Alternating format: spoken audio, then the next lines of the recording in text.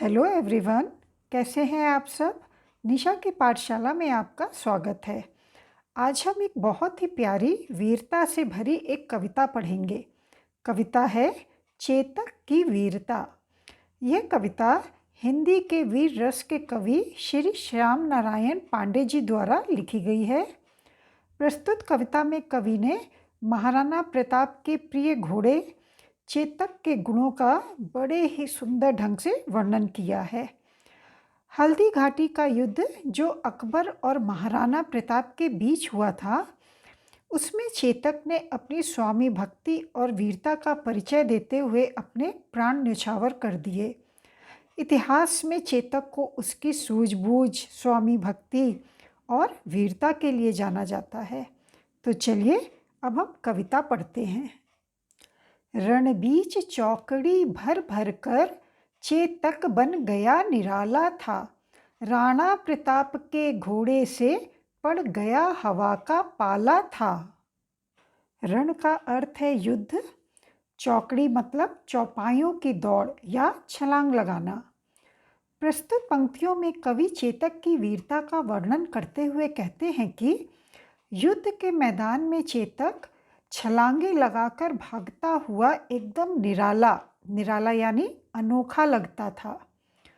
उसकी तेज गति देखकर ऐसा लगता था मानो वह हवा से बातें कर रहा हो। मतलब चेतक हवा से भी तेज भागता था। गिरता न कभी चेतक तन पर राणा प्रताप का कोड़ा था। वह दौड़ रहा अरिमस्तक पर या आसमान पर घोड़ा था।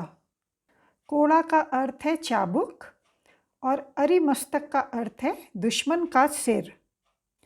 राणा प्रताप का चाबुक कभी भी चेतक के शरीर पर नहीं पड़ता था।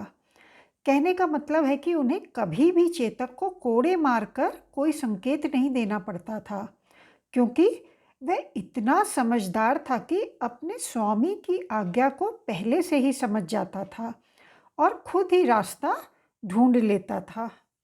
वह शत्रुओं के सिर पर बहुत तेजी से ऐसे आक्रमण करता था, लगता था मानो कोई घोड़ा आसमान से आ रहा हो। अब आगे देखिए। जो तनिक हवा से बाग हिली लेकर सवार उड़ जाता था। राणा की पुतली फिरी नहीं तब तक चेतक मुड़ जाता था। कवि कहते हैं कि चेतक इतना फुर्तीला था कि अगर हवा के कारण उसकी लगाम जरा सी भी हिल जाती तो अपने सवार यानी राणा प्रताप को लेकर बहुत तेजी से दौड़ने लगता था।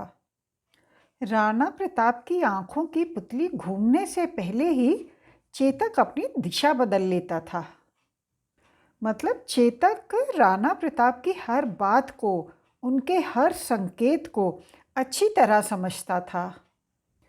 कौशल दिखलाया चालों में, उड़ गया भयानक भालों में, निर्भीक गया वह ढालों में, सरपट दौड़ा करवालों में। कौशल का अर्थ है कुशलता, चालाकी। चाल का मतलब यहाँ दौड़ने से है। निर्भीक का अर्थ है निडर, जिसे डर ना हो। और करवाल का अर्थ है तलवार। युद्ध के मैदान में चेतक अपनी कुशलता अपनी दौड़ के द्वारा दिखाता था। वह इतना वीर था कि बिना किसी डर के निर्भीक होकर अपने दुश्मनों के भालों और ढालों का सामना करता और तलवारों के बीच में से भी सरपट मतलब बहुत तेजी से अपने दुश्मनों को तहस नहस करते हुए निकल जाता था यहीं रहा अब यहाँ नहीं, वह वहीं रहा था यहाँ नहीं, थी जगह न कोई जहाँ नहीं, किस अरि मस्तक पर कहाँ नहीं। अरि का अर्थ है दुश्मन और मस्तक मतलब सिर।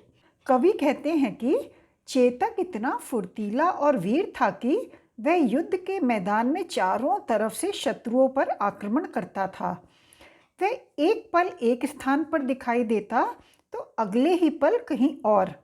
युद्ध क्षेत्र में ऐसी कोई जगह नहीं थी जहां चेतक ने अपने शत्रुओं के सिर पर प्रहार न किया हो। कहने का मतलब है कि चेतक ने चारों तरफ आतंक फैलाया हुआ था। अब आगे पढ़ते हैं। बढ़ते नद सा वह लहर गया, वह गया गया फिर ठहर गया। विकराल वज्रमय बादल सा अरिकी सेना पर गहर गया। नद का अर्थ है नदी, विकराल मतलब भयानक, वज्रमय का अर्थ है कठोर शक्तिशाली, और गहर का अर्थ है गर्जन, जैसे बादल का गरजना। चेतक युद्ध के मैदान में नदी की लहरों की तरह आगे बढ़ता जाता। वह दौड़ते दौड़ते कुछ पल के लिए रुक जाता और फिर अचानक भयानक कठोर बादलों की तरह गर्जन करता हुआ शत्रु सेना पर टूट पड़ता था। भाला गिर गया गिरा निशंग, है टापों से खन गया अंग। बैरी समाज रह गया दंग, घोड़े का ऐसा देख रंग। निशंग का अर्थ है तरकश, जिसमें तीर रखे जाते हैं उसे तरकश कहते हैं। है का अर्थ है घोड़ा, और टापों का मतलब है घोड़े के पैरों का निचला भाग जो ज़मीन पर पड़ता है। कवि कहते हैं कि चेतक युद्ध स्थल पर अपने दुश्मनों पर ऐसे आक्रमण कर रहा था कि किसी का भाला गिर गया तो किसी का तरकश। चेतक की टापों से दुश्मनों का अंग अंग घायल हो गया। वह अपने पैरों से दुश्मनों को जिस तरह कुचल रहा था, घोड़े का वो रूप देखकर, उसकी ऐसी वीरता पराक्रम को देखकर शत्रुदल हैरान हो गया। तो बच्चों, आशा करती हूँ कि यह कविता आपको समझ में आ गई होगी। आप ये जान गए होंगे कि महाराणा प्रताप के घोड़े चेतक की कहानी किसी वीर योद्धा से कम नहीं है। कविता से हमें यह संदेश मिलता है कि अच्छे गुणों का बहुत महत्व है। हमें भी जीवन में वीरता, स्वामी भक्ति, वफादारी जैसे गुण अपनाने चाहिए। हमें मुसीबतों से ना घबराते हुए अपनी सूझबूझ बुद्धिमानी से रास्ता खोज ही लेना चाहिए। कविता समझ में आ गई है तो वीडियो को लाइक और चैनल को सब्सक्राइब करिए। आप सब खुश रहिए, अपना ध्यान रखिए। मिलते हैं अब एक नए वीडियो के साथ। तब तक के लिए बाय एंड थैंक यू।